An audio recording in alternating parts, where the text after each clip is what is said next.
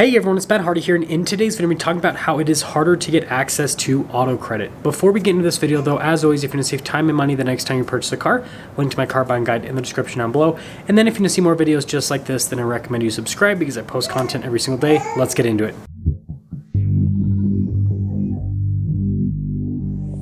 Let's start things off by going over some stats from Cox Automotive. So year over year, credit has tightened by about 8%, and credit is currently tighter today than what it was prior to the pandemic. However, credit is still not as tight as what it was on the onset of the pandemic. Like throughout the course of, I would say about half of 2020, it was actually really hard to get people approved on car loans, harder than it is today, but we are getting to a point where we're getting close to the lows that we experienced back in 2020, where it was just really hard to get access to auto credit. And we had a situation in 2020 where basically anyone that was subprime got wiped out of the market. And speaking of subprime loans are currently on the decline. And at the same time that subprime loans are on the decline, the average loan term is increasing. So people are taking out longer loans, but the people that are getting approved for these loans are individuals that have better credit, which you might think is okay, but at the same time, longer loans, that is never a good thing. And then the last thing that I want to talk about before we kind of dive into what I have been seeing and my overall thoughts on this whole situation is, consumer confidence in auto credit and just the whole car market situation, and well, it's continuing to decline. The sentiment from most people is that interest rates are not going to go down anytime soon, so affordability is just absolutely horrible.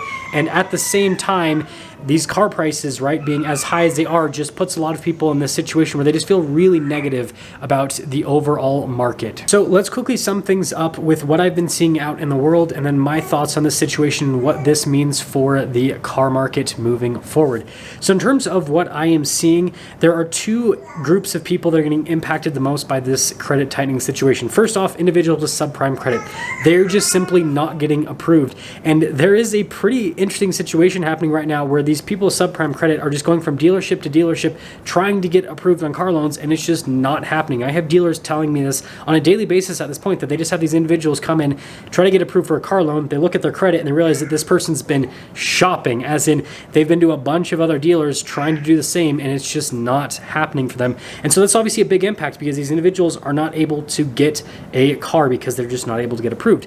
And then the other group of individuals that I'm seeing getting impacted by this in a pretty negative way is individuals with average credit. So think in that like 670 to 720 range, right? These are people that they don't exactly have good credit, but they don't exactly have bad credit. And these individuals are still able to get approved at a pretty ready rate in today's market, but the interest rates that they are getting quoted by lending institutions are pretty rough, and it's putting a lot of these people in a situation where they just don't want to buy a car because the interest rate's super high and it puts their payment way higher than what they expected, and so then they just don't buy a car based on affordability.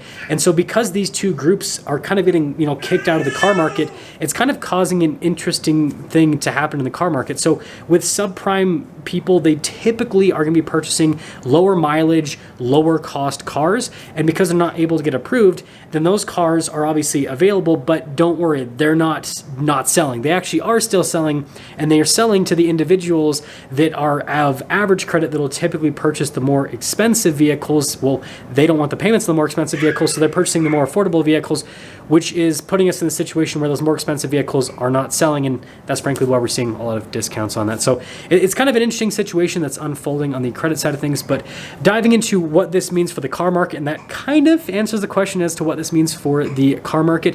What I see happening is that affordable cars are still going to continue to be really hot. Those are still going to sell really well, but the cars that are, again, purchased by people that have average credit, average income, those are the cars that are not selling because the people that have average credit and average income can no longer afford those cars with the current loan situation that we have right now.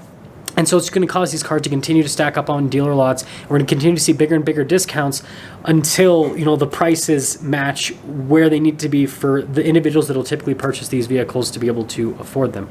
Let me know what you guys think about this credit tightening situation, and let me know if you think this is a good thing or a bad thing for the car market. Do you think it's good that this is alleviating, demand, from certain cars in the market, or do you think that this is a bad thing and the Federal Reserve needs to pull back with the rates so that these rates come down so that affordability improves in a credit type situation? Anyways, that was horrible. I'll just sum it up. See ya.